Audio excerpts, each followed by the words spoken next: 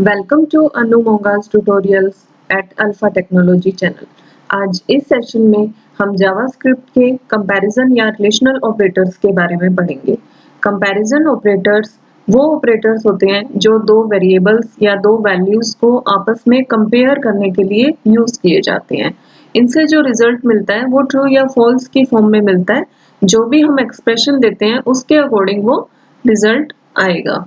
ये जो ऑपरेटर्स होते हैं ये मोस्टली कंडीशनल स्टेटमेंट्स में यूज होते हैं, जहां पर हमें वैल्यूज को कंपेयर करके उसके अकॉर्डिंग कोई एक्शन लेना होता है। यहाँ पर नीचे हमने 8 ऑपरेटर्स ले रखे हैं। ये जो सारे ऑपरेटर्स हैं ये कंपैरिजन या रिलेशनल ऑपरेटर्स हैं। कंपैरिजन ऑपरेटर्स को यूज करते टाइम हमें एक बात ध्यान में रखनी है कि ये ऑपरेटर्स ट्रू या फॉल्स की फॉर्म में रिजल्ट देंगे, यानी कि जो भी आप एक्सप्रेशन लिख रहे हो वो अगर सही है तो आपका रिजल्ट ट्रू होगा और अगर गलत है तो फॉल्स होगा। अब इन ऑपरेटर्स के बारे में मैं आपको एक एक कर बताऊंगी। सबसे पहला है double equal to operator. Double equal to operator equality में वैल्यू को कंपेयर करने के लिए यूज किया जाता है। ये आप जब वैल्यू दोगे वो किसी भी टाइप में हो, अगर उसका जो उसमें आप वैल्यू दे रहे हो वो अगर इक्वल है तो ये ट्रू रिटर्न करेगा। जबकि जो नेक्स्ट ऑपरेटर है जिसमें हम 3 बार इक्वल टू यूज कर रहे हैं, ये वैल्यू को और टाइप को दोनों को आपस में कंपेयर करेगा कि दोनों चीजें अगर इक्वल होंगी तभी ये ट्रू रिटर्न करेगा। ग्रेटर देन, जब पहली वैल्यू दूसरे से बड़ी होगी तब ये ट्रू रिटर्न करेगा। लेस देन, जब पहली वैल्यू दूसरे से छोटी होगी तब ट्रू रिटर्न करेगा। ग्रेटर देन इक्वल टू, पहली वैल्यू दूसरे से बड़ी भी हो सकती है या उसके बराबर भी हो सकती है, ये दोनों ही केसेस में ट्रू रिटर्न करेगा। Next, less than equal to, पहली वैल्यू दूसरे से या तो छोटी हो या उसके बराबर हो, उन दोनों केसेस में ये ट्रू रिटर्न करेगा। नॉट इक्वल टू, जब पहली वैल्यू दूसरे के इक्वल नहीं होगी तब ये ट्रू रिटर्न करेगा। जब आप नॉट के साथ 2 बार इक्वल टू लगाओगे तब ये वैल्यू और टाइप जब दोनों ही इक्वल नहीं होंगे तब ये ट्रू रिटर्न करेगा, अदरवाइज फॉल्स रिटर्न करेगा। अभी मैं एक एग्जांपल के थ्रू ये सारे ऑपरेटर्स आपको कैसे वर्क करते हैं वो शो करूंगी, उससे ये सारा आपको क्लियर हो जाएगा। और वैसे ये जो ऑपरेटर्स हमने किए हैं ये आगे जब हम कंडीशनल स्टेटमेंट्स के साथ काम करेंगे उनमें हम इनको यूज करेंगे। ये हमारा कंपैरिजन ऑपरेटर्स का एग्जांपल है।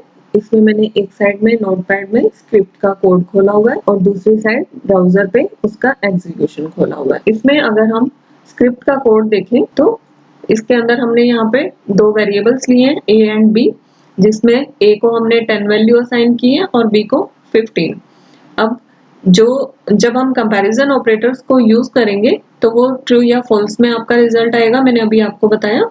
तो हम सबसे पहले ले रहे हैं ग्रेटर देन साइन वाले को, ग्रेटर देन ऑपरेटर को। यहाँ पे हमने लिखा document dot right a greater than b, यानी कि a b से बड़ा। अगर हम a और b की वैल्यू देखें तो a की वैल्यू 10 है, b की 15, तो ये वाला जो स्टेटमेंट है ये फॉल्स है। तो यहाँ पे अगर हम फर्स्ट आउटपुट देखें तो ये फॉल्स आ रहा है।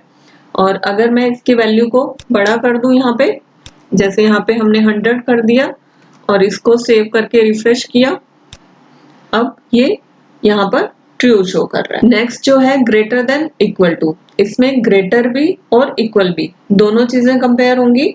अभी ये ग्रेटर है तब भी ये ट्रू आ रहा है, और अगर हम यहाँ पर इक्वल कर दें इसको, इन दोनों वैल्यूज को, तब यहाँ पर सेकंड में ट्रू आपको शो कर रहा है। जबकि फर्स्ट जो स्टेटमेंट है उसमें यहाँ पर ये फॉल्स हो गया क्योंकि a b से बड़ा नहीं है। ये सिर्फ जो ग्रेटर देन है वो तो सिर्फ ग्रेटर होगी वैल्यू, उसको कंपेयर करता है। Greater than equal to greater और इक्वल दोनों को कंपेयर करता है। मैं इनकी वैल्यू को वापस चेंज कर रही हूँ। अब इसी तरह से ये बाकियों के साथ काम करेगा। a लेस देन b, कि अगर a की वैल्यू b से छोटी है तो ये ट्रू रिटर्न करेगा। यहाँ पर हम थर्ड स्टेटमेंट देखें, ट्रू आ रहा है। a less than equal to b, ये क्या करेगा कि a की वैल्यू अगर b से या तो छोटी हो या बराबर हो, दोनों केसेस में ट्रू रिटर्न करेगा। ये भी उसी की तरह ही करेगा कि अगर इक्वल कर दोगे तो इस केस में ये ट्रू करेगा, लेकिन a लेस देन b के केस में ये फॉल्स हो जाएगा। नेक्स्ट आ जाता है हमारा double equal to operator. Double equal to उस वैल्यू को कंपेयर करने के लिए। जैसे a की वैल्यू 10 है, अब हम a को यहाँ पर कोट्स में भी दे सकते हैं और बिना कोट्स में भी। अभी हमने यहाँ पे 10 को कोट्स में दे रखा है, ये स्ट्रिंग में है। अब इसको मैं रिफ्रेश करती हूँ तो यहाँ पर ये जो वैल्यू है 10 की, यहाँ पे ये ट्रू शो कर रहा है। ये इक्वालिटी में कंपेयर कर रहा है, टाइप ये यहाँ पर नहीं देखेगा। जैसे मैंने यहाँ पे इस तरह से दिया, ये आपका है 1 2 3 4 5th नंबर पे आ रहा है ये वाला आउटपुट। तो यहाँ से हम चेक करें 1 2 3 4 5, यहाँ पे ये ट्रू रिटर्न कर रहा है।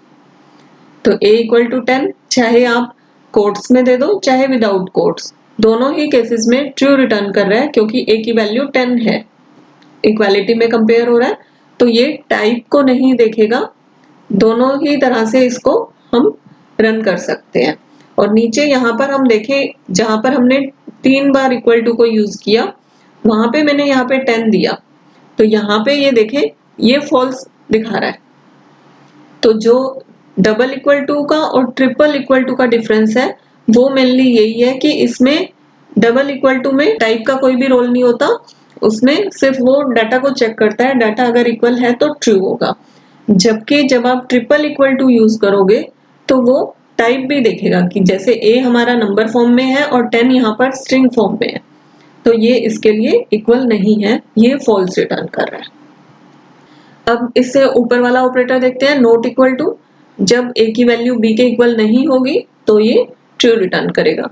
तो यहाँ पर ये वाला जो स्टेटमेंट है ये ट्रू रिटर्न कर रहा है। और last a not double equal to b, ये भी उसी तरह से टाइप और वैल्यू दोनों को आपस में कंपेयर करने के लिए यूज होता है। जैसे ट्रिपल इक्वल टू था, अब ये हो गया। इस केस में अगर हम यहाँ पर टाइप कुछ और कर देते हैं,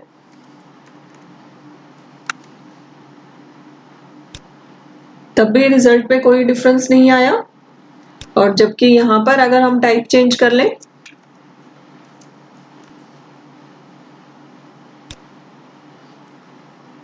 तो भी कुछ भी फर्क नहीं पड़ रहा।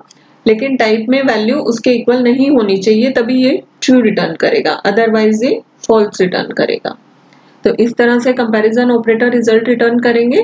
अभी तो ये सिर्फ ट्रू या फॉल्स में रिजल्ट दे रहे हैं, आगे हम जब कंडीशनल स्टेटमेंट्स करेंगे उनमें ये वाले एक्सप्रेशंस मेनली यूज होंगे, तो वहां पर ये ऑपरेटर्स आपके काम आएंगे। आई होप आपको ये समझ में आया होगा। और अगर आपने अभी तक ये चैनल सब्सक्राइब नहीं किया है तो प्लीज इसको सब्सक्राइब करिए और बेल आइकन को जरूर प्रेस करिए ताकि आपको आने वाली वीडियोस के बारे में पता चलता रहे। Thank you for watching.